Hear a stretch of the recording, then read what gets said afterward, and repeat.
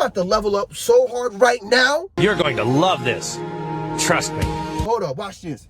Ha! What's going on, guys? Welcome to another episode of The Gabriel Show.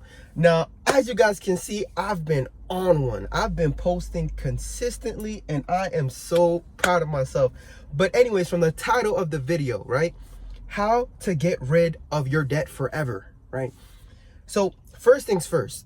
If you type that on YouTube, you have to agree with me. You're at your wit's end. You are at your wit's end. You've had enough. Now you're just searching for anything. So help me, save me. But listen, I get it, all right? I was talking to my boy the other day, right? And I was FaceTiming him, and he looked at me, and he said, "Bro, you look discouraged." And I was like, "How?" Twitching and everything. It's like, "How do I look discouraged?"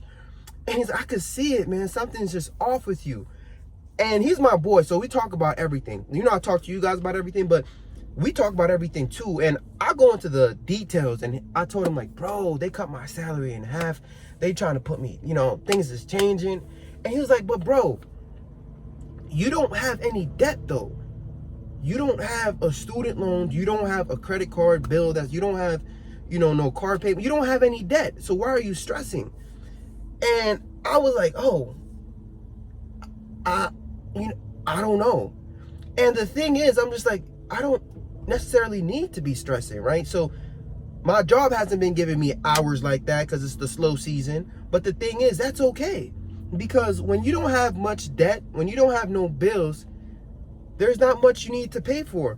But my boy, he's seen through it. And he's like, "Bro, like, stop allowing money to stress you out. Stop allowing money to steal your joy." And so I said, "You know what? Thank you. I needed to hear that."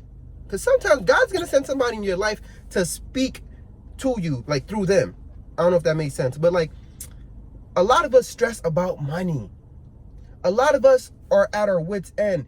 Do you remember being a kid, playing video games, watching anime, just watching cartoons? You weren't thinking nothing about money. But as soon as you got older, you put the controller down and you was like, "Hold on, I'm broke." Right?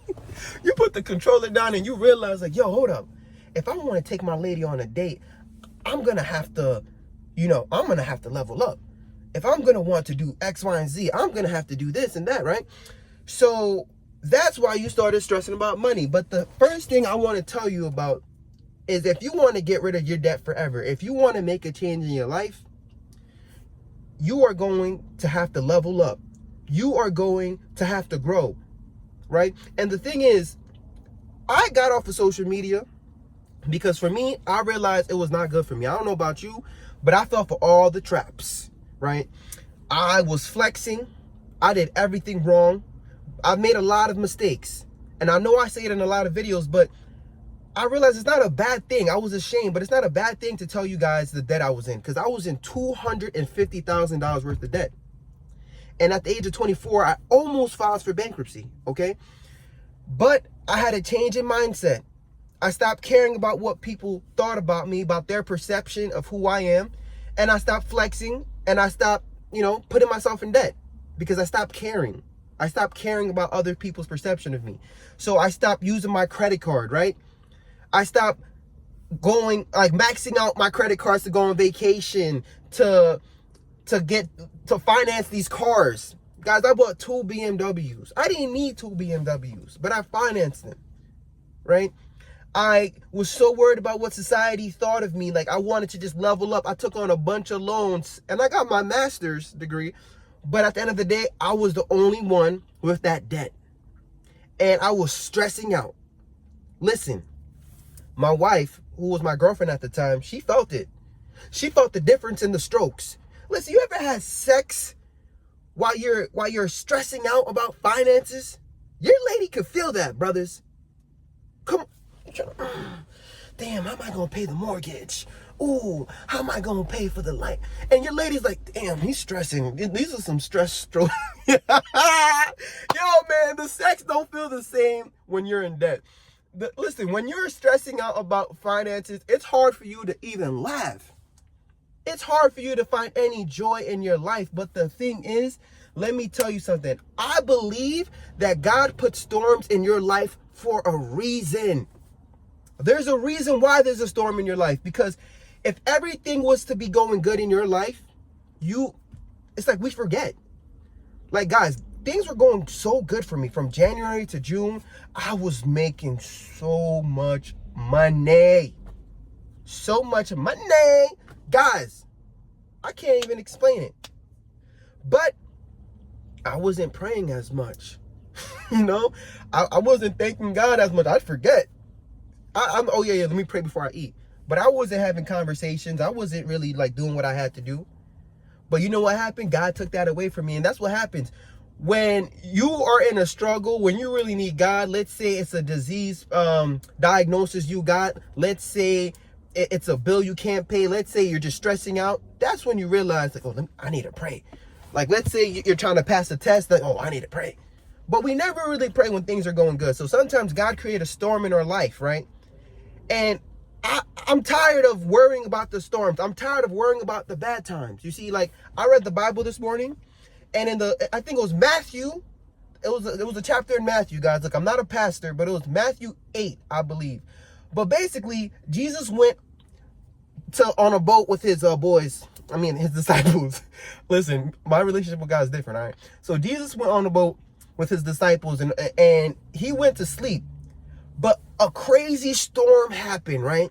A crazy storm was going on, and everybody on the boat was like, yo, we about to die. Oh my gosh, Jesus, wake up.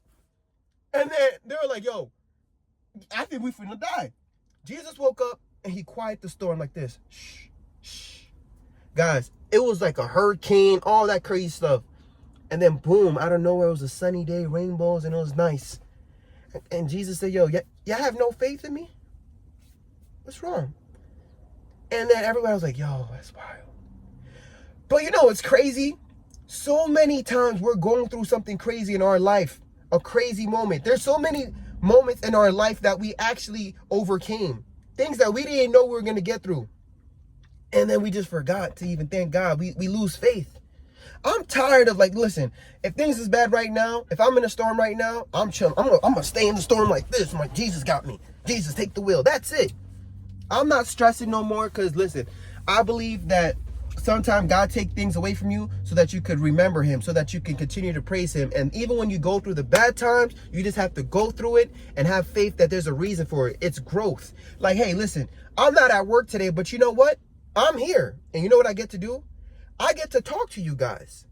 I get to talk to you guys about leveling up, about changing your life, about how to get out of debt. So I know I just gave you guys a whole bunch of stories, but that's the first thing. You have to stop caring about people's perception. You have to know that, listen, although I'm going through a bad time right now, things are going to get better. It's not going to stay like this. If I have faith, I know for a fact things are going to get better. So that's how I got through it. That's how I paid off my debt, my $250,000 worth of debt. That's how I got through it. But you're going to need a good partner, right? I say this every time. My wife is my greatest financial investments. And a lot of y'all brothers right now don't got no dick discipline. You don't, right? Sometimes you're praying and asking God for a good woman and he gives it to you and y'all cheat on her, right? And I'm not saying anybody's perfect, but come on now. There's sometimes, like, you got to learn your lesson and you're still not learning it. And you're fumbling the bag, right? You're praying and you're asking God for something and you're fumbling it. And I feel like that's why sometimes God don't even want to bless you with nothing, because you're not ready. He knows you're going to mess it up. He knows you're going to fumble the bag. You're not even ready. You have to change your mindset. So for me, like, maybe I wasn't ready for all that money I was making, because all I did with it was book a whole bunch of trips. You know what I mean? I wasn't ready for that blessing.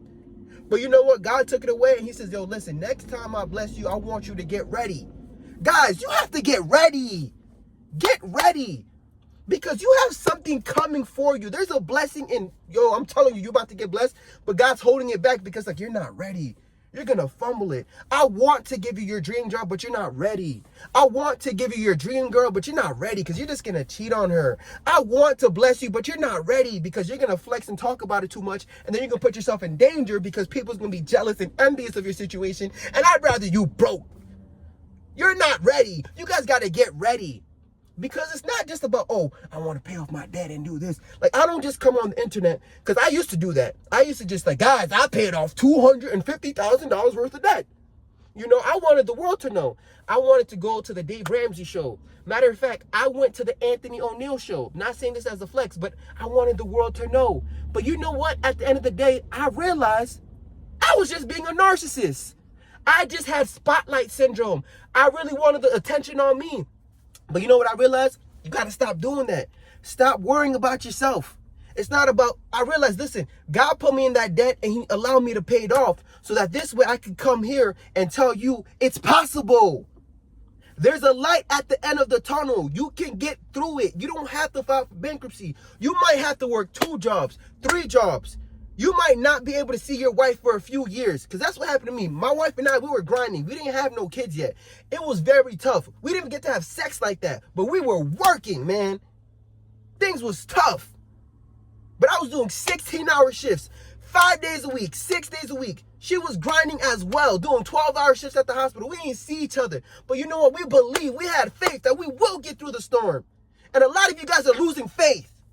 A lot of you guys are not ready for the level up. You got to level up. Stop caring about people's perception of you, man. You got to do whatever it takes to save money. What is it? What do you got to do? It's not that important. You see me? You know what? I'm about to level up so hard right now. You're going to love this. Trust me. Hold up. Watch this. Ha!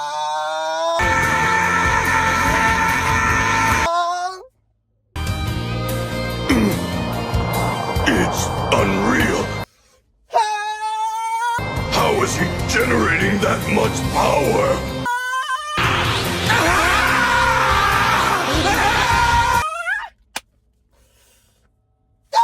Oh, now he locked in.